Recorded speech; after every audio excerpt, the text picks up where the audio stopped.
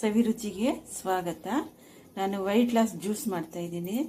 ಒಂದು 1/4 tea spoon ಸೋಂಪು, 1/4 tea spoon ಜೀರಿಗೆ, ಒಂದು ನೆಲ್ಲಿಕಾಯಿ ಹಾಕಿದ್ದೀನಿ, ಶುಂಠಿ ಕಾಳ್ದು ಜಜ್ಜಿ ಹಾಕಿದ್ದೀನಿ, ಜೊತೆ ಸೋಂಪು ಒಂದು 1/4 ಟೀ ಸ್ಪೂನ್ ಹಾಕಿದ್ದೀನಿ. ಇನ್ನು ಇದು ವೈಟ್ ಲಾಸ್ ಬೇಗ ಒಂದು ತಿಂಗಳಲ್ಲಿ 1-2 kg ಆದರೂ ಕಡಿಮೆ ಆಗ್ತೀರಾ. ಇದರ ಒಂದಿನ ಬಿಟ್ಟು ಕುಡಿಬೋದು, ದಿನಾನೂ ಕುಡಿಬೋದು.